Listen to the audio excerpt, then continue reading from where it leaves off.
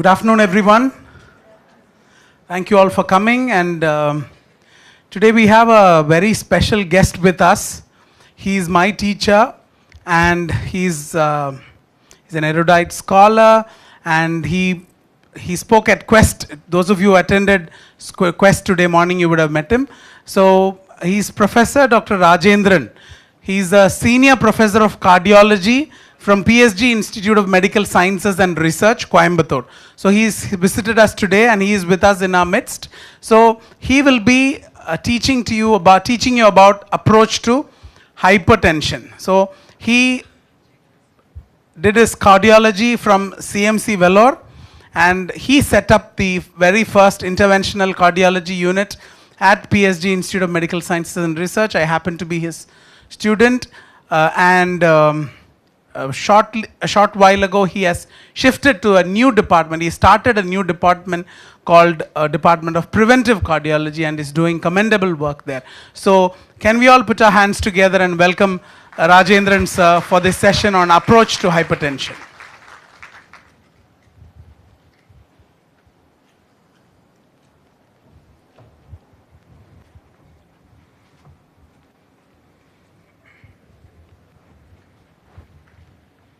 Good afternoon, everyone. I know this is not the right time to start talking.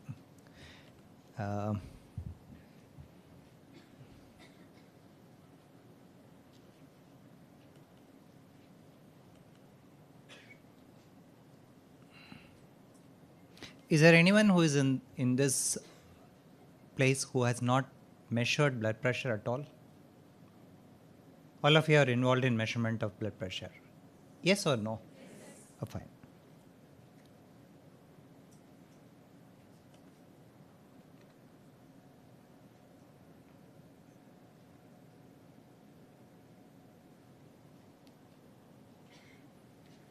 Yeah, let's go.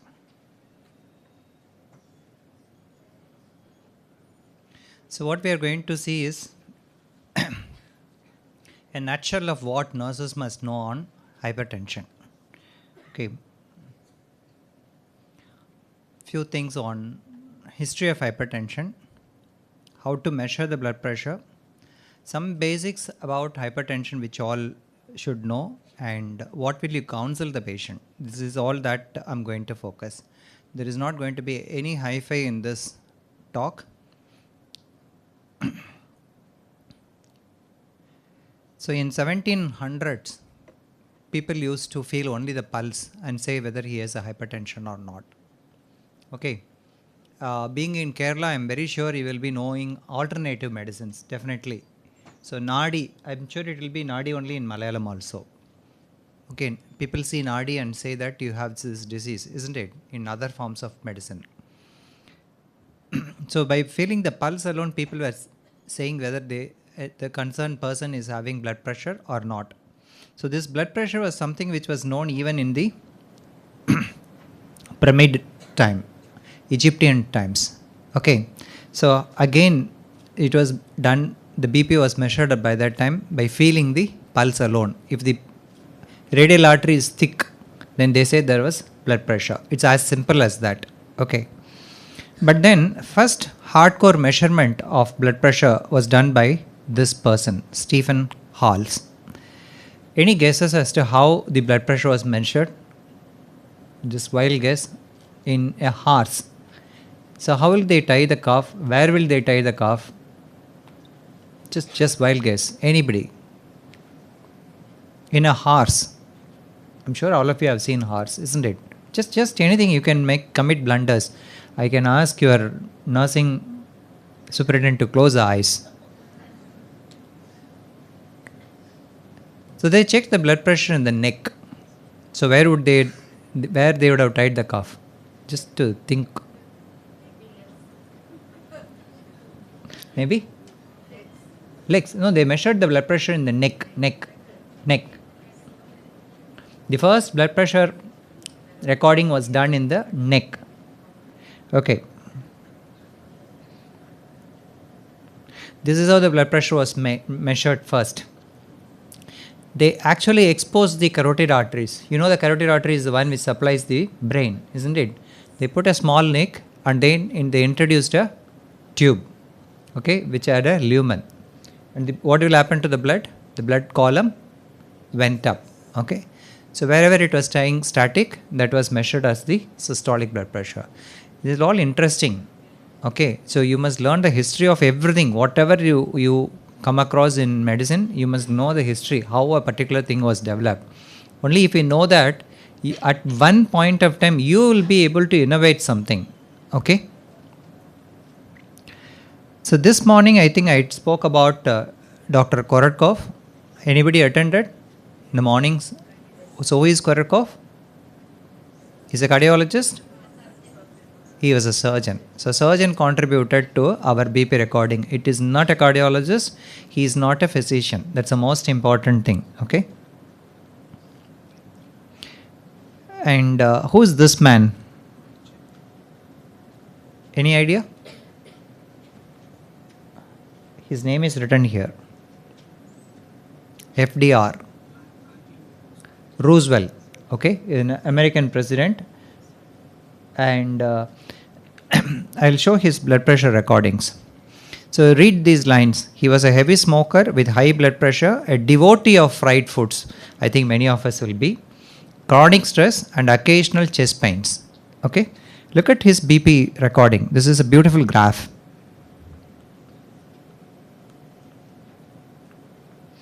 Sometimes this pointer is working and the laser is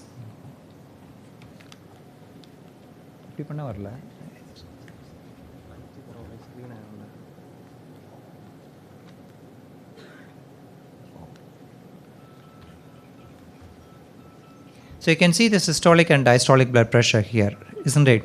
So towards his death, it was 300 by 150. Have you ever seen this blood pressure? And that too, that was recorded in a person VVVVIP. Okay, so this was in 1930s. So in 1940s he died without taking any treatment. You can see the initial BP recording itself was 150/100. It literally doubled. So it was around 300 by 150 at the time of death.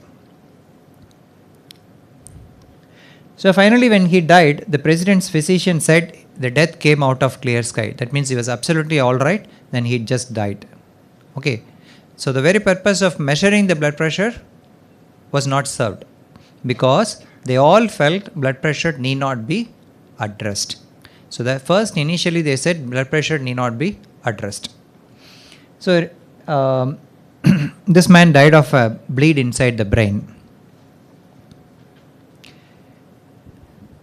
So it was never considered as a disease like what we know today. And the person who was sitting next to him was Winston Churchill. So both of them had their own physicians. Okay. Roosevelt's physician said BP need not be treated, whereas Winston Churchill's physician said no, he's going to die of a major problem, so better to treat. So they never addressed this and he died of an intracerebral bleed. Now, who took this initiative? Let's take a wild guess. I was talking about Korotkov. I said he was a surgeon, he was not a physician. Now, who took the first initiative that the blood pressure must be measured? Was he a staff nurse? Was he a physician? Was he a doctor? What was he? Or who was it? Just any guess. I know it's a very difficult question, but for you to make it a dialogue rather than a monologue. Okay, just any guesses? Who would have said that it has to be treated? Who took the first step that people have to address blood pressure? Nurse. Anything else? Pardon? I'll give a clue. None of them attended the morning quest meeting. None of those people who recommended attended the morning meeting, even online. So I'm just giving you a clue. What does that mean? Somebody who is not concerned with everyday, day-to-day care of human beings, day-to-day care of health aspect. That's what we presume, but that's not the case. So it was the insurance company which he said that we have to address. You can just see that from a totally different direction. Okay, somebody else who is not connected with patient care. They said that no, you have to make it. Read out that line. The stigma manometer is indispensable in life insurance examination. And the time is not far distant when all progressive life insurance companies will require its use in all examinations of applicants of life insurance. They are the first one to dictate. Look at this. Okay, and time is not too far away when people are going to say that a cardiac patient will get an insurance only if they have gone through a rehabilitation program. It has started coming up in few countries abroad.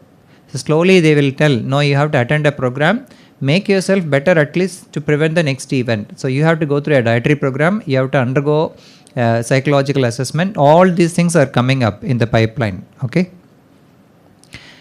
How many of you have heard about Dr. Sir William Osler? William Osler was considered as the father of medicine. Look at his statement. He said you need this much of pressure to maintain life. So don't treat it. Even 210 by 100 is called benign hypertension. So he said don't need to treat. Okay. So slowly things started changing after the death of FDR.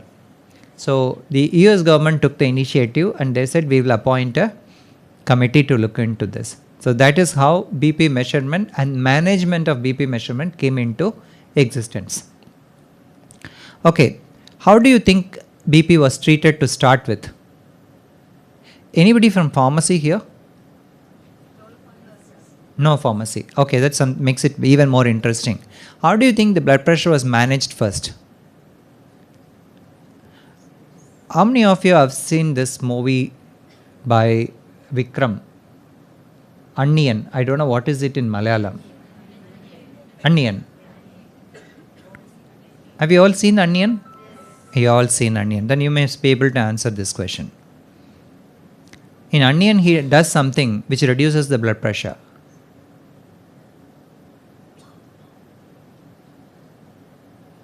Difficult to imagine? Does he do something? Does he put leeches on somebody? Okay. So leeching is the first method which was introduced. Basically bloodletting. Just reduce little bit of blood volume, remove some blood, that becomes a treatment. This is how the first treatment was all started. Okay, just for you people to remember Onion. Then there is cupping. I think this cupping comes under Ayurveda. Okay, so cupping was also done. So I'm not going the rest of the history. I'm not going to talk about the drugs. I'm sure they don't prescribe the drugs. They don't prescribe drugs. So let's keep out of that. I'll give you 30 seconds. Each one of you must read it by yourself.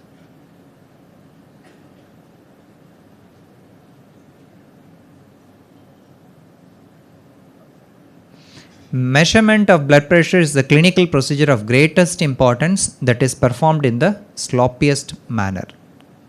All of us, this doesn't apply to nursing alone. This applies to doctors also. Don't think that I'm blaming you. Okay, but you are the people who are going to take the blood pressure by the bedside, isn't it? And then tell the doctors that so and so's BP is this. Should we address or not? Yes or no? Isn't it? So we must be able to take the blood pressure in the best recommended way. So why do you think we should record the blood pressure? Why not like FDR? So why is it important to measure the blood pressure? Because management of blood pressure reduces the risk of cardiovascular diseases,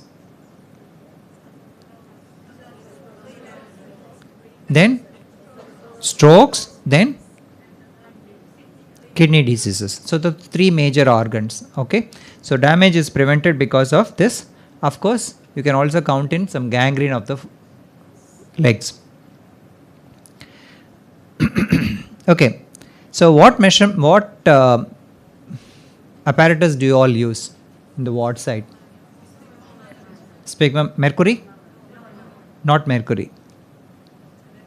Aneroid is the one which we use. So do you still use the steth? They use the steth also. This becomes important. Can any one of you tell me what are all the precautions you will take while measuring the blood pressure in a routine OP setting? Just one person, or each one of you can tell one point. Just be bold enough. Nobody is going to be penalized. I do not know your names. Obviously, Dr. Jacob is not going to penalize you. Ma'am is not going to penalize you. Just start discussing. Start talking. Okay, let's divide like this. We will take patient factors and then the machine factors and then the doctor's factors. So three different things. So what about the patient factors? Patient factors. Cuff is machine factor. Positioning of the patient. Okay. So in which posture will you check the blood pressure? No. In general, in an uncomplicated, you can't don't sitting posture. That's good. Excellent. So now tell me, how will you ask the patient to sit? No, arm is different. How will they be sitting? Excellent. Back support must be there. So they must not be sitting in the edge of the chair. They must be sitting with the back well supported. That's number one. Then hand must be straight and supported. That is also equally important. Then how about the leg? Leg must be resting on the floor.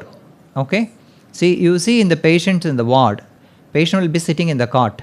So obviously their leg will not be supported it will not be touching the floor, isn't it? That creates an error. Okay. What else about the leg? The legs should not be crossed. Okay. So it's very important. So before making the patient sit up, what are all the things you will take into account before making the patient sit up?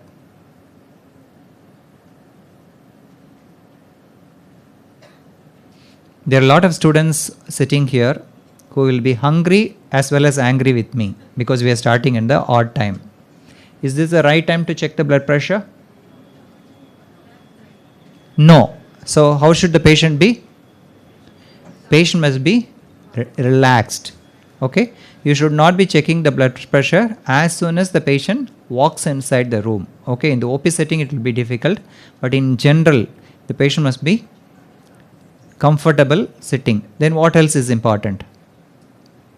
What if you all had dinner and if you all had lunch and only I have not taken? Can I check your blood pressure as soon as you have taken food? No.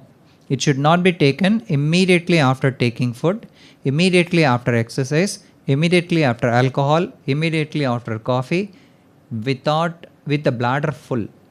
Okay, if the bladder is full, the blood pressure might be high. So basic small things must be addressed. At least when you start the patient on a BP medicine, saying that before you label somebody as high blood pressure patient. Okay. So let's see what all we have discussed so far. So look at this particular. So if the patient is sitting without back support, then the systolic blood pressure falsely could be high up to 10 millimeters. Is that not important? Okay, something which is extremely important. Full bladder, just now I said. So it is important the patient empties the bladder and comes. Look at the amount of systolic blood pressure it can falsely rise. It's around 15 millimeters. Then if the patient has should not have used tobacco or caffeine, which I said, arm should be if the arm is parallel to the body like this, if it is kept like this, then the BP can be falsely high. If it is not supported, you ask the patient to keep it like this. It should always be supported. Okay. Similarly, elbow being high, elbow being too low are also important factors. Then what is this white coat hypertension? Some of the nurses here are wearing white coat. The person in question is sometimes scared of the person who is taking the blood pressure. Okay, lot of my students would have been very scared of me at least a decade ago, not now. Okay, we both keep away from each other nowadays. I keep away from the students except addressing this sort of audience. Okay, so that is white coat hypertension. So if the patient is not very happy, if the patient has been scolded recently by the doctor, then the BP might be high. So what do? You remove the white coat and check the blood pressure. So how do you do that? How do you overcome that?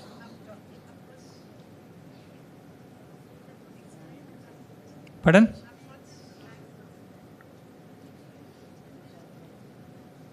No, just give a solution.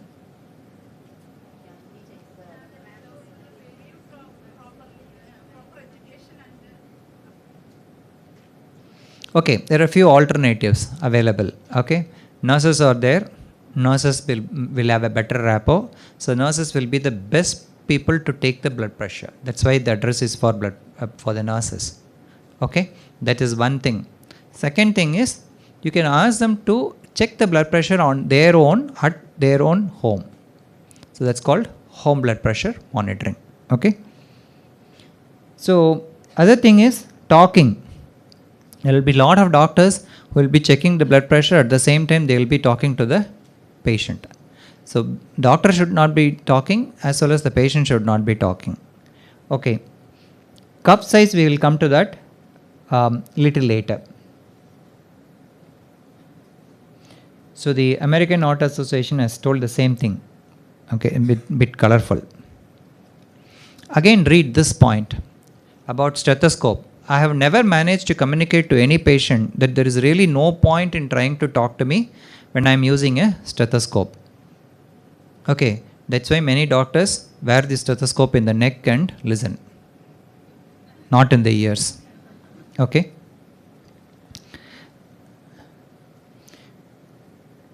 This is called AOBP, that is called Automated Office Blood Pressure Monitoring. Okay, we are all measuring the blood pressure in the office, isn't it? Doctor's office is called office blood pressure monitoring. So it's an automated stuff. So how is it to be done? Okay, may not be easy for us to do it in our routine setting when the OP is very much crowded, but this is the best way to do. What should we do is, we should have a separate room for BP measurement alone, unattended and undisturbed. You have to remember this way, EMAU. So the room must be quiet and only the patient must be there. Okay, that's the best way. And then you can use an electronic and automated device. You take multiple readings and average.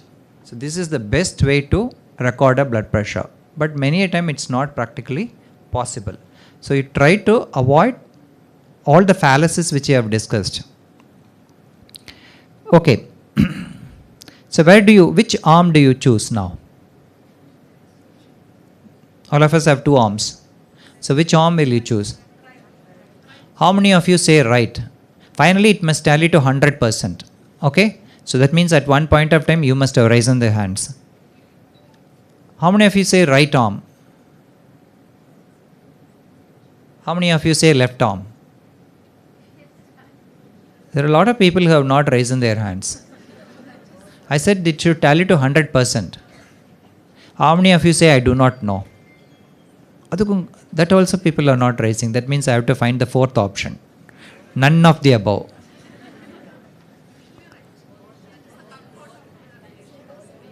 Pardon? According to the comfort of the patient. Okay, fine. So how many of you have checked the blood pressure on both the arms for yourself or for anybody?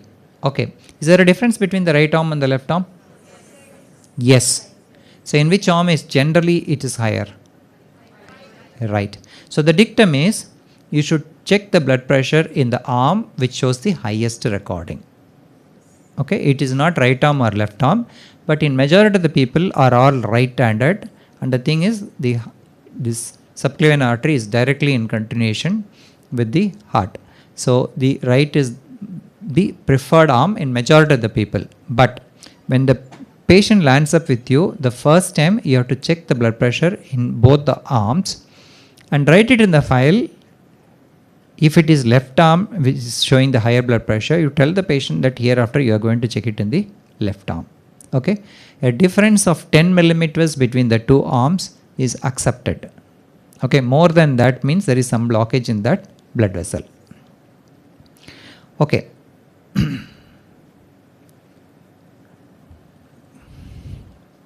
Okay, this is the cuff size.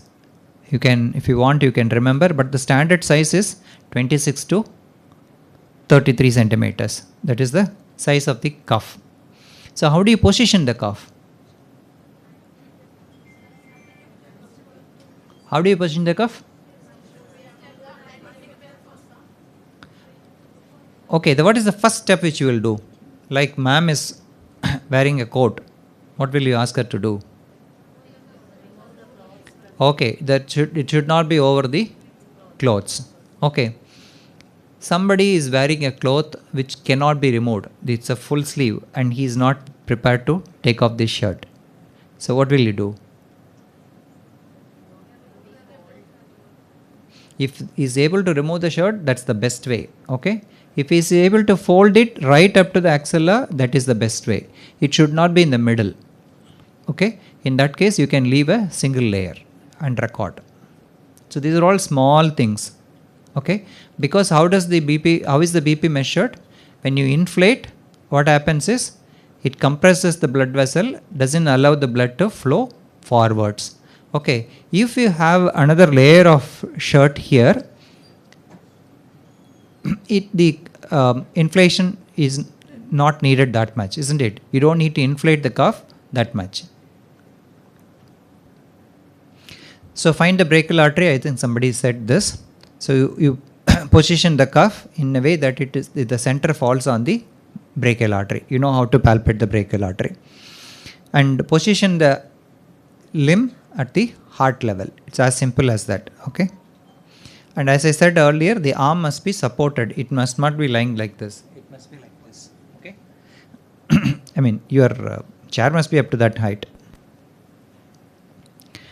Okay. And always release the pressure by 2 millimeters. That means it must be very, very slow. It should not be very fast. Well, I will not go into these things. What is the mistake here? What is the mistake in this? This sort of cuffs only you must be using, isn't it?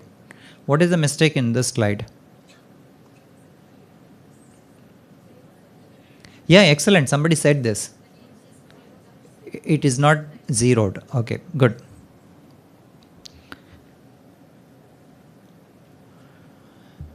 Okay, now I think when we started off, in which limb, how will you, what is the position of the patient? Somebody said standing also.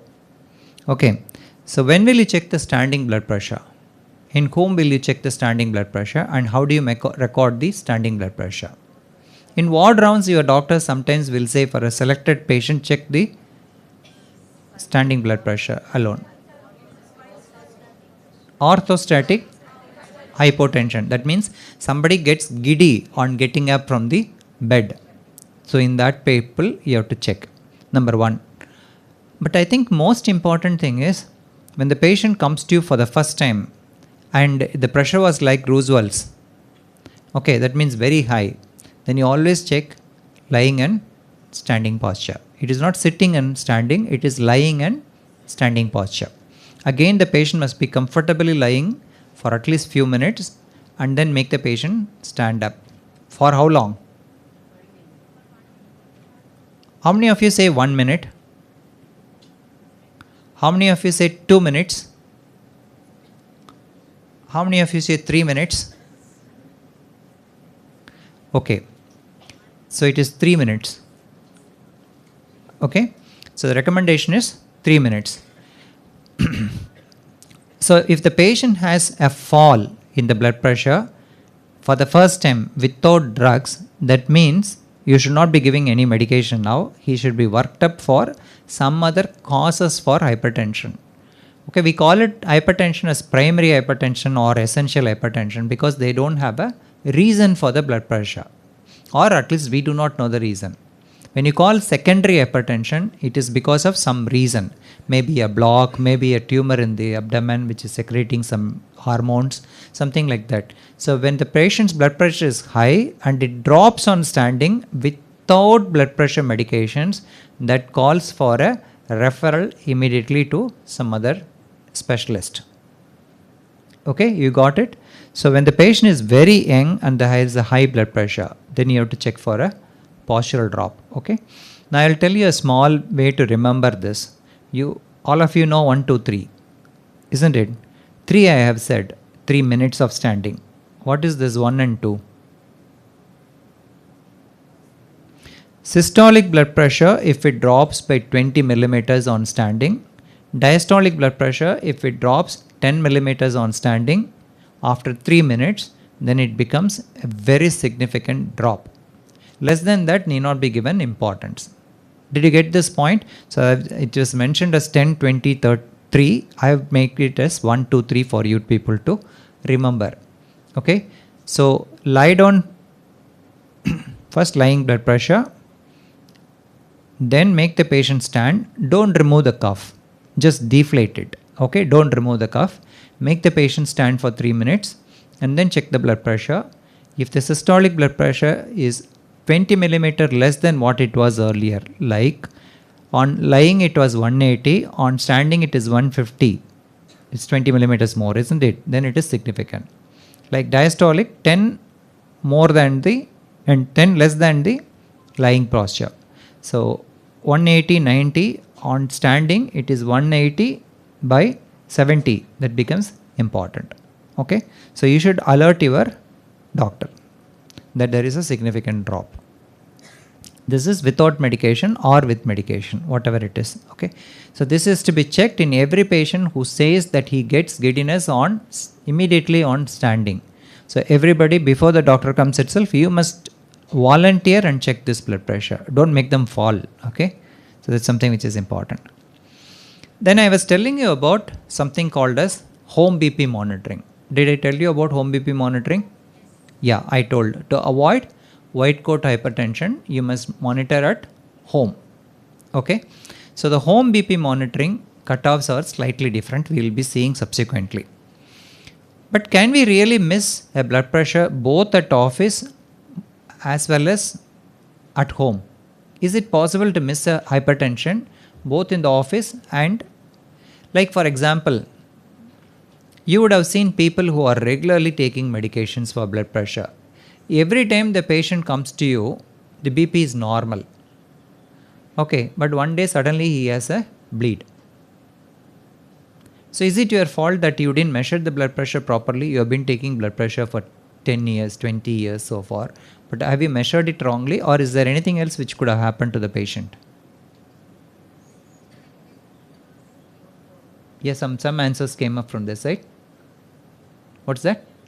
You just boldly commit. You have to commit. You have to make mistakes in the class, not with the patient. That's the most important thing.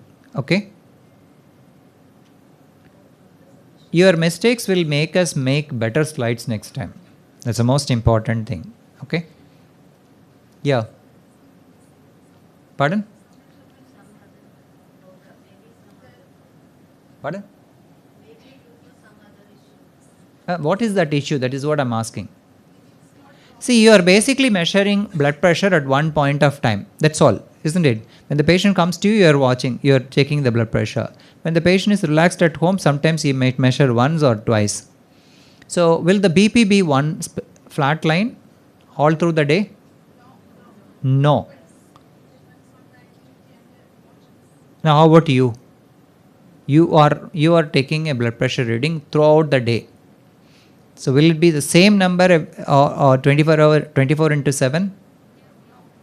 No. So it's a changing number. It's a changing number. So how will you find out whether the BP has been static or has been changing throughout the day? It is by measuring the blood pressure for 24 hours. So that is called ambulatory BP monitoring. How many of you have been exposed to this term ambulatory BP monitoring? Just basically they just tie the cuff, send the patient home. The BP will be measured at periodic intervals throughout the day, okay, including the night. So when do you expect the blood pressure to be high, night or daytime? Daytime. As we are sleeping in the night, all your activities calm down, your heart rate comes down, your blood pressure also comes down, okay. And in the early morning, as we are getting up, there will be a hormonal surge and your blood pressure goes up. So does anyone have the habit of checking the blood pressure early in the morning? No, isn't it? So you would have heard these stories. This man went to bed night, he slept off, he was all nicely talking, he went to bed. Early morning when I went and knocked his door, he was found dead, or he was not moving his limb. Isn't it? Is that not a common story? Is that not a common story? That is because there is a wide fluctuation in the blood pressure in the morning hours. Okay, that is what decides the fate, not the blood pressure which you and me record in the OP or in the ward. Okay, so that is done by a machine called ABPM, ambulatory BP monitoring. Okay, this is the ambulatory BP monitoring. So home measurement of blood pressure. So anybody whom you feel that is in white coat hypertension, whether you want to confirm whether the patient has blood pressure or not, you can just ask the patient to just record. Now today the patient is walking into your OPD, you check the blood pressure of 150/90. It's not that you are going to start medicines immediately. Okay, you might be the reason, or the injury which he had, or the cell phone noise outside, or his bladder might be full. There are so many factors. So one reading of blood pressure, you should never tell that you are a BP patient. Okay, but you can always tell the patient, go and record your blood pressure at home, bring it back to me. We will see that. Okay, so to eliminate this white coat hypertension and to make a diagnosis, proper diagnosis of blood pressure, you should do this. So what are all the benefits? Okay, it is a better way to record the blood pressure because it is his own setting, whether it is whether he likes the home or not, that is where he is going to live. So that is the one with which he lives, not the he doesn't live with the BP which is recorded at the hospital, isn't it? His home setting will decide his blood pressure, his office setting will decide his blood pressure. He spends hardly 5 minutes with you and me. Rest of the time he spends either at home or at the office. So the ambulatory BP monitoring, home blood pressure monitoring will be decided by the routine environment of the patient. So that has to be encouraged. Okay. I've used certain terms, I will describe that later. But who should not use this? Somebody will be paranoid. BP paranga, see my BP, see my BP. There are people who tell like this, isn't it? Who are paranoid about the BP measurement. Somebody who doesn't know how to record the blood pressure, he is mentally unstable. And there are certain people whom you can see there is a conical limb. This part will be very big, this part will be smaller, lot of fatty tissue there. So they must not be advised to check the blood pressure. Somebody whose heart rate is not regular, don't tell them to record the blood pressure at home. Okay, that will be invariably falsely low. So the patient immediately after telling that you should start checking the blood pressure at home, the first question will come, which machine should I buy? Will they not ask you? So how will you answer? Whether it is recommended or not, whether it has met the international standard. When you buy something, when you buy some food, there is a mark, isn't it?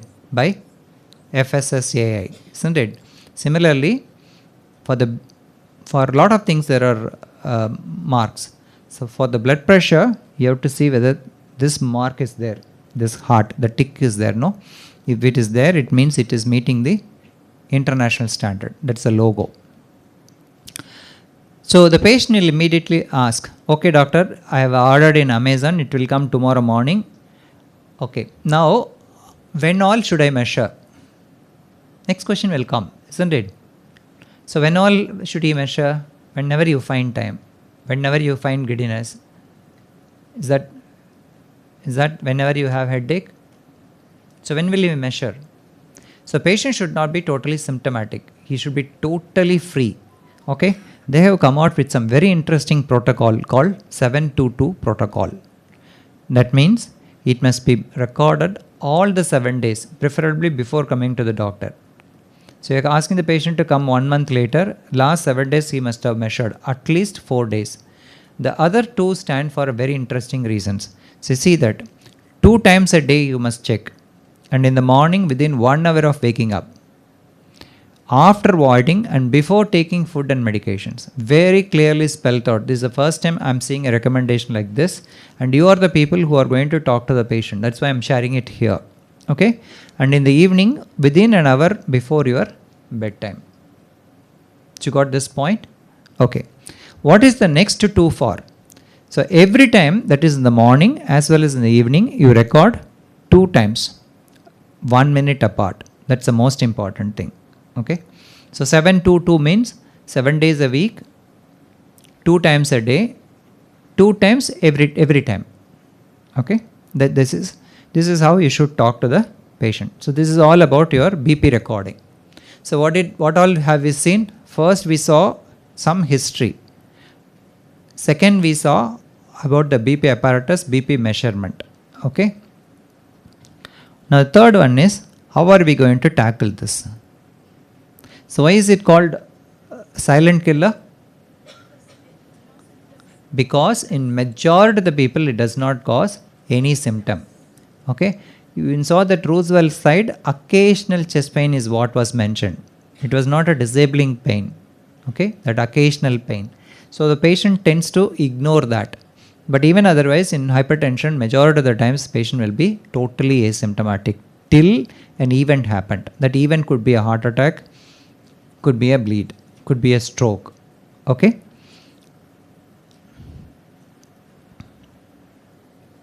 Now look at this. When you take major risk factors for global mortality, hypertension forms the most important cause. Okay. This is in general, total mortality, not cardiac mortality. This is total mortality. Okay. Now, the incidence of prevalence of hypertension has been going up. See that there is a jump from 2000 to 2025. There is another 60% jump. Okay. So it's important that we pay attention to the blood pressure.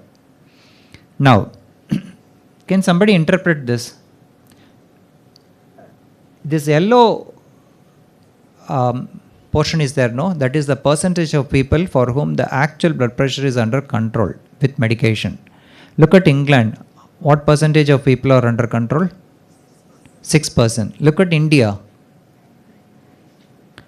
9%. Are we better off? Why? I just want to know how many of you are paying attention to the slide. Pardon?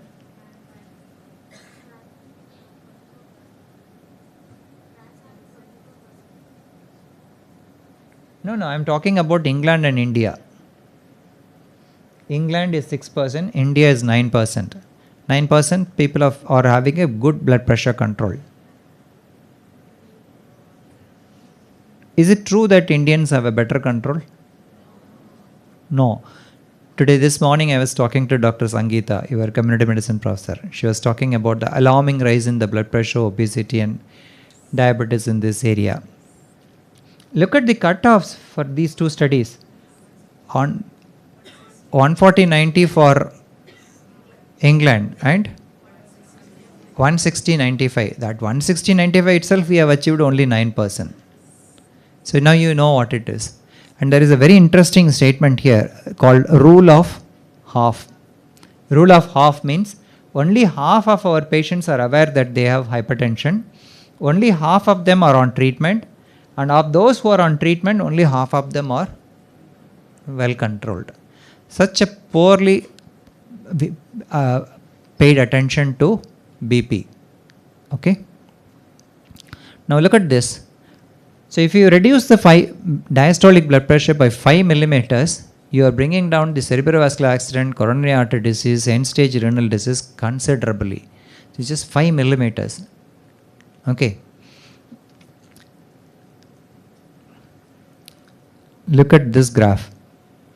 So as the systolic pressure goes up, as the diastolic blood pressure goes up, the heart disease, death due to heart disease also goes up. Similarly, stroke. If the systolic blood pressure goes up, death due to stroke also goes up. So what happened is, a lot of people got together and they started putting a lot of guidelines. So many guidelines have come up in the last 5 years. Okay, it will be of interest for the physician. So how to classify blood pressure, how to treat the blood pressure, and all those things. But the most commonly followed, this is called JNC 7. That's called Joint National Committee 7. Okay, their recommendations we follow in general. Now, what is the normal blood pressure in as far as physiology books are concerned? 120/80. 120/80? Is that what I heard? Okay. So it's easy to remember. It should be less than 120/80. Now, do you remember any 1, 2, 3 formula which we discussed few minutes back? What is that 1, 2 stand for? 20 systolic, 10 diastolic. So similarly here, you add on 20 systolic and 10 diastolic. Now tell me, what is pre-hypertension? 140?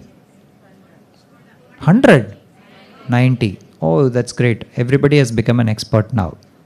So what is stage 1? Same formula. So 620 plus on the systolic side, 10 plus on the diastolic side. It's pretty simple, isn't it? I thought all of you are good in maths. You're all equally bad like me. Okay, so it's easy to remember now. It's an easy classification. Okay, I've chosen some classifications that are easy to follow. Okay, not the latest or anything. So this is very much easy to follow. So how much should we reduce? So how much should we reduce if the blood pressure is high?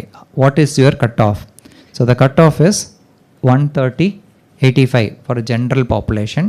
If you have diabetes, your cutoff is even more lesser, like 130/80. But don't confuse anything. Just remember this one particular statement, 130/85. Okay. So you should bring down. Target is that to that level you must bring the blood pressure down. Okay. What is this? What is this guide? Where is this guideline from? Where is this guideline from? Loud. Indian guideline. Okay. This was framed in 2019. It uses the same formula, 20 on the right side and 10 on the left side. Okay. Only thing is, there is one stage 3 also. We stopped there at stage 2, isn't it? Now here stage 3 also is there. Whichever thing you want to follow, you can form. But there are some interesting things with regard to hypertension in India. We see people having blood pressure at a very earlier age group, clustering of other risk factors. That basically means many of them turn out to be diabetic, obesity, all those things. And they have found out some seasonal variation in India. Okay. Average blood pressure for Indians is going up in a big way, and there is not much of an awareness. And hypertension mediated organ damage, like what we said, kidney failure, eye problem, all these things are very high in Indians. So this is the main reason why we should definitely follow. Okay, there will be so many guidelines. You just follow any one guideline, stick on to that. That's something which is important. So we saw this one. We saw this one. You remember this. 20 for the systolic, 10 for the diastolic. Okay. Now, we spoke about hypertension. We also spoke about white coat hypertension. Isn't it? Did we not talk about white coat hypertension? What is white coat hypertension? Okay, patient is afraid of you, so falsely the BP is high. Okay, so there is one group in which the BP will be normal. So they're called normotensive. So now I also told if the blood pressure is high, ask the patient to record the blood pressure at home. Did I tell you? Yeah, I told you. Okay. So can there be a situation where the BP at home is higher and in the office it is less? Is it possible? It is possible. So that's called masked hypertension. Now see this. Okay, if both the readings are normal, both the readings are high, that is at home, ambulatory is at home or at workplace, and in the office both of them are high, that is called true hypertension. If both are normal, that's called normotensive. In the office it is high, it is white coat hypertension. At home alone it is high, it's called masked hypertension. So all the four are to be recorded. That means for masked hypertension you are going to follow blood pressure at home only. These are all very small concepts. Patients sometimes might come and ask, staff or sister, whatever, however they call you, they come and tell you the blood pressure recording, whenever I record it at home, it is abnormal. But whenever you record, you are saying it is normal. Okay, so you must be able to tell them that BP at home could be higher. That means you have to tell these readings to your doctor when they meet you, because doctors may not be asking whether you recorded the blood pressure at home or not. They are posted in the OPD also, staff nurses. They are posted in the OPD. So you must be able to counsel them. That is the most important thing. Okay. So whenever I also told there will be clustering of risk factors, isn't it? Some of them might be having blood pressure, apart from blood pressure, sugar, cholesterol, smoking, obesity, they may be having a heart disease. All these things are to be taken into the account. And you should tell this doctor that even his mother had hypertension. Tell them, okay? And also look out for these things, whether they have already developed some damage to the heart, to the kidney, to the legs. These things are to be taken into account. I'm not going to discuss this particular stuff. So the management part, what are the things which a nurse must know? Okay, so before I click the next button, I'm going to ask you people, what all will you do as part of the counseling or management? What will you tell the patient? You have a high blood pressure, doctor has prescribed, just go and take. Is that all that will you say, or will you say something else also? Diet. Majority of people has said diet. Very good. Exercise. Exercise. Okay, good. Exercise. What in the lifestyle means what? Is it like hairstyle? You go and sit in a chair, they will make it stylish? Activity, somebody has said, physical activity. Avoid stress. Okay, good. Okay, so easy to remember, just like what I said in the morning, you must have some way to remember. A, B, C, D, E, F. Okay, alcohol avoidance, body weight reduction, that's obesity control, cessation of cigarette smoking, diet adaptation, especially salt restriction, exercise, and follow up the BP values and lab values. Lab means you do a creatinine, you must follow up those things. Creatinine is slightly high, that means it has to be followed up. Okay, so these are the important things which I want you to stress. Now, how many of you are into cooking? Okay, quite a few people have raised their hands. Good. So now you tell me, how will you say that you have to restrict salt? Easy to say, isn't it? Easy, very easy. Restrict salt. So how will you tell the patient that you have how to restrict the salt? Is that not more important?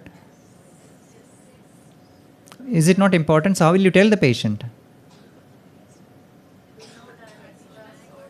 Do not add extra salt. Okay, that basically means no added salt. Good. No added salt. So if you don't add salt, will the diet become salt free? Will the diet become salt free? No. So what are all the things which contain salt naturally? Is that not important? In whatever we eat, there will be salt. So you must know what are all things which contain salt. Tell me, what are all the natural things which have salt? We are taking a lot of unnatural things which are only salty. Nothing else is there.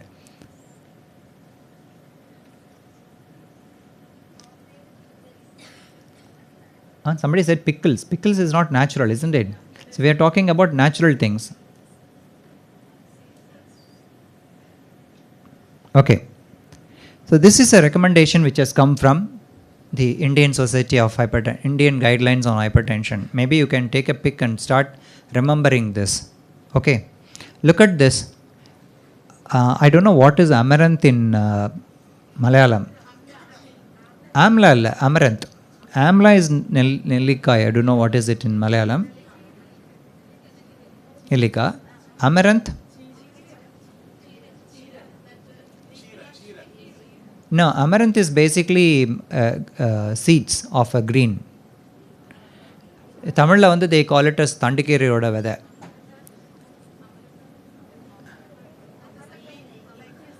Small seeds. That's taken from a green. Okay, look at the amount of salt it has.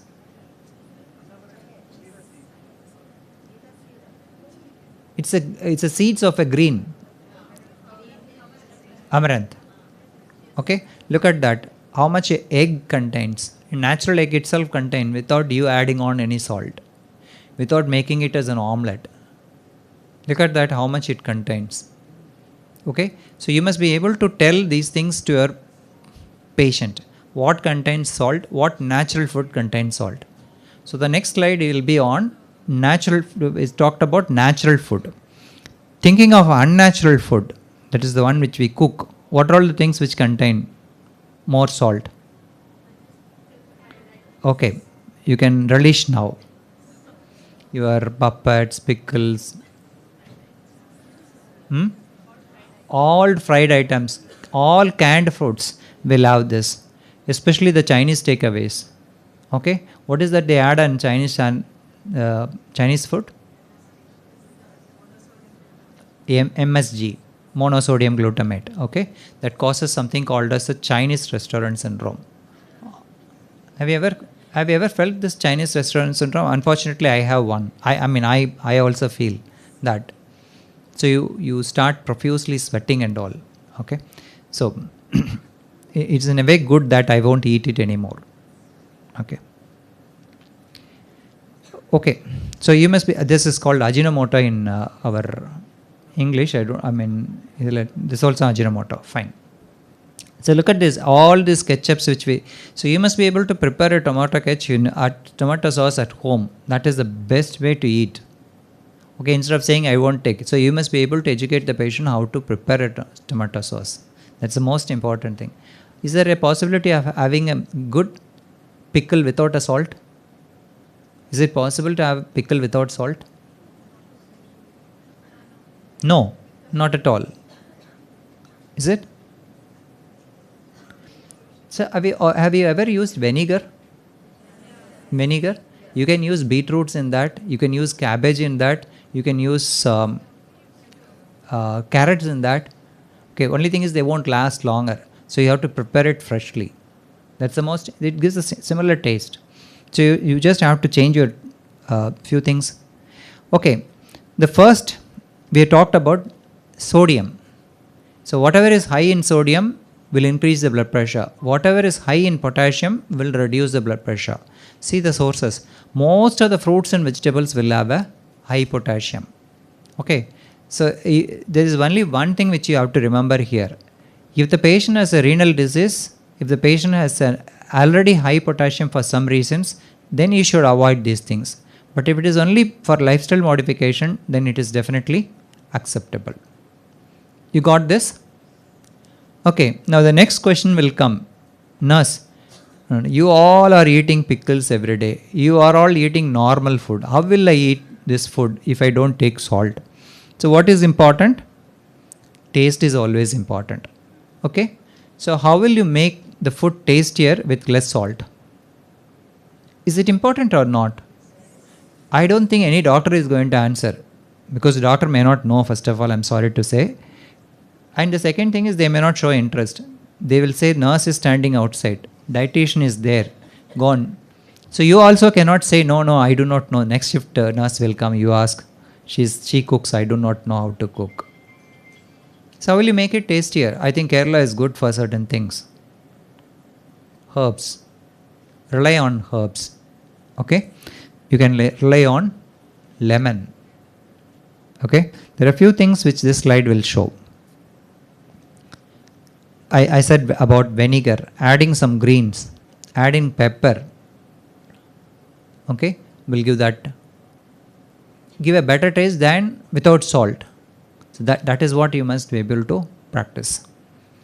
Okay, the last part is on certain food items which can reduce the blood pressure other than these things which can have high potassium. What else can reduce the blood pressure in food?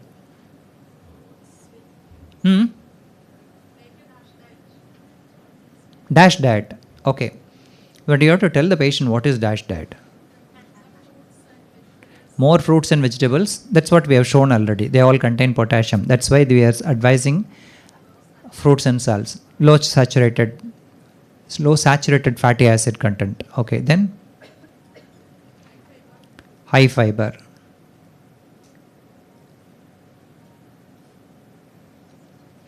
Okay, the common things I think you have to be very specific. High fiber is there in all the fruits and vegetables. So how will you specifically say? Green tea reduces the blood pressure significantly. The next slide will show that. Tea per se can reduce. Okay. Green tea reduces it much better. Black tea. There are few things which are not generally mentioned in the textbooks, but I always recommend that. One is your beetroot juice. Okay, beetroot juice can reduce the blood pressure. Second is hibiscus tea. How many of you have tasted hibiscus tea? Hibiscus in Malayalam is Chembarati, like Tamil only. Okay, hibiscus. How many of you have used flax seeds? Flax seed in Tamil is Alivade, in Malayalam I'm not sure. So these three are known to reduce the blood pressure. So you can always advise the patient. So there is a term called resistant hypertension. That means whatever medication you give, blood pressure is not coming down at all. So the reasons are like this. This is where I feel I will take 2 or 3 minutes. I'll finish this now. Okay. These are the places where the nurses play a major role.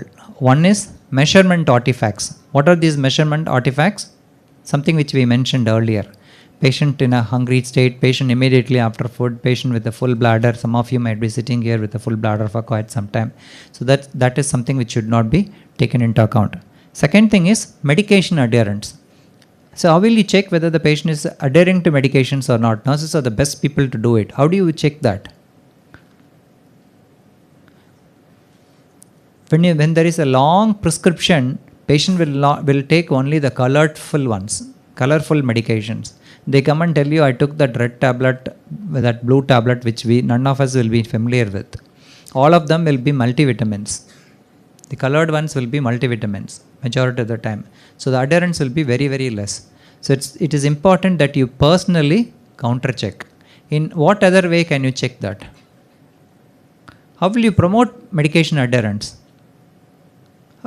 I'm sure all of you would have faced such a question in the OPD or IP. You are giving so many drugs. How will you do you advise them any pill containers, anything like that? You don't have pill containers? No? Some patients are using. So it's important to promote such things. Okay. So I also told about, I didn't tell about this pseudo hypertension. There is an element called pseudo hypertension. Okay. So pseudo hypertension, basically, what is pseudo? It is falsely high. Okay. One thing is we said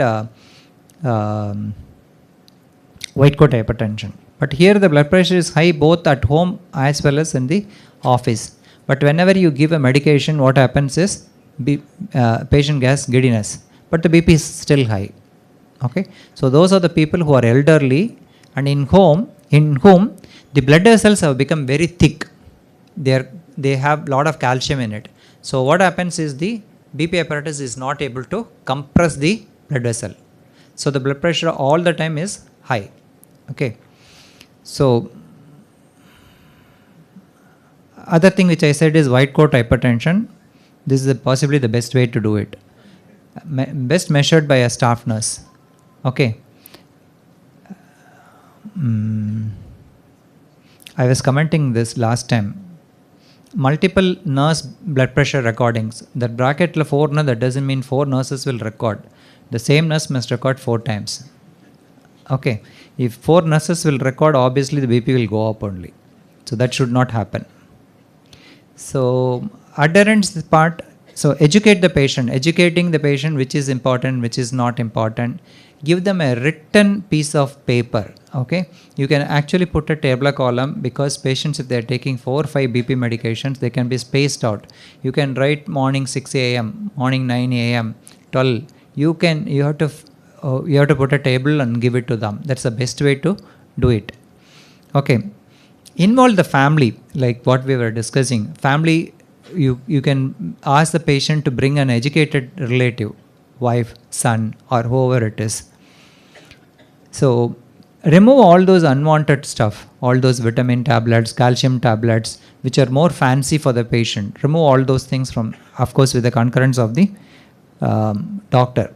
Consider cost. I'm not sure how many doctors take cost into account, but the patient may not even tell, because they have a lot of respect or fear for the doctor. When they go out of the room, they will tell you or somebody else that this is very difficult to afford. So you must go back and tell the doctor that, doctor, we must prescribe some other medication. This is pretty costly. You can go for a generic medicines. I'm sure generic medicines must be available here also. So generic medicines. So pill box is what I said. Okay, medication box or pill box. Or electronic monitoring. That I'm not sure whether it's possible in our setting. Okay.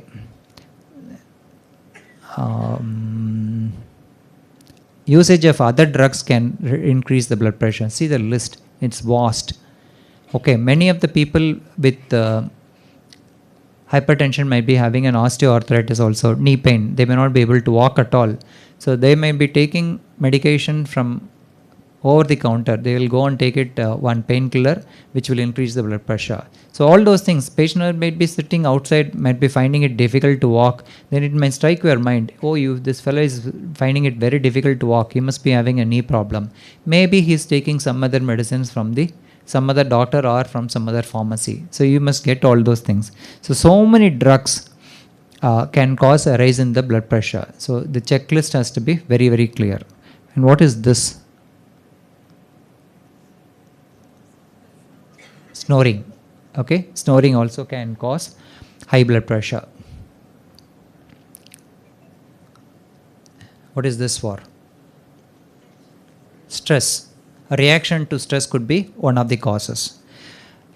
Well, so you have to take a long step. No, you have to basically take few steps instead of just saying I have recorded the blood pressure. Okay. So if the patient complains of giddiness, you must ensure that you check the postural blood pressure. If the patient says high blood pressure at home and normal blood pressure at the hospital, then actually you might be wrong. You might be checking the left arm and he might be taking the right arm. So just check that. The other thing is, ask him to bring the blood pressure apparatus. The BP apparatus which is at home might be at fault. It may not have been standardized. So you ask the patient to bring the blood pressure. These things, unfortunately, many of the doctors may not have time, but I think you must be able to do it as a staff nurse. Okay, well, the whole this thing was not prepared for the staff nurses, but I just managed to edit all these things in the last time. We had an intention to talk to the doctors, but I changed these slides. I'm not sure again whether it has served the purpose. Some of you might be carrying home some messages. It is not a question of carrying home the messages, it's a question of implementing it. Thank you all.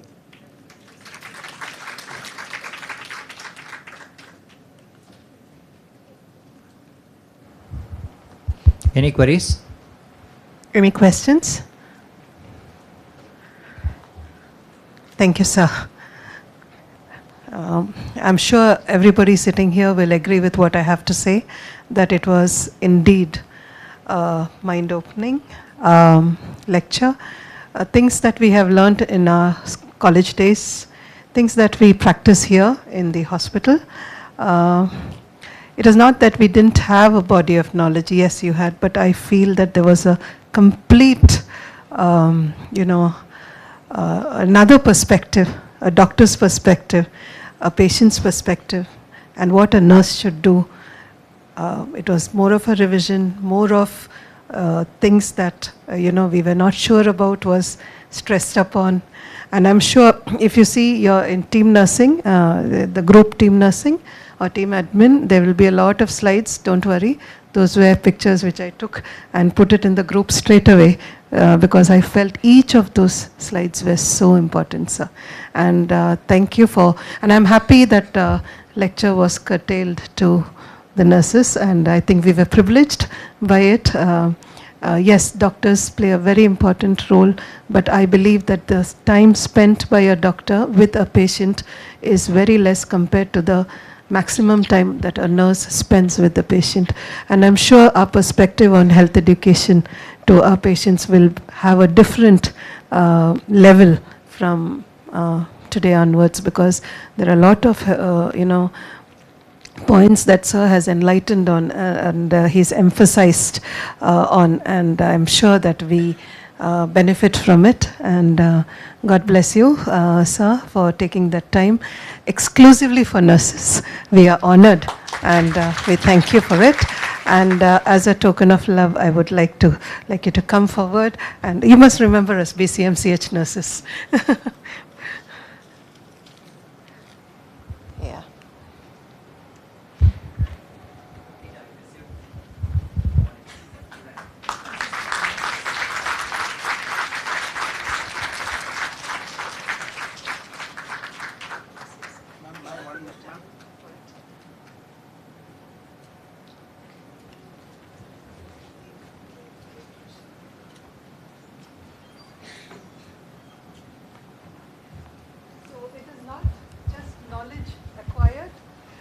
He said something very important at the end, the last statement that he made. What was that? Very good, implementation. So, as I always tell you, time begins now, Allah, 5 minutes back. So, on the go. Thank you for coming. There are people who came early. Their shift starts later, so they came early, and I thank you for that. And I believe that every minute was valuable, right? Okay, thank you, sir. God bless you. Thank you, everybody.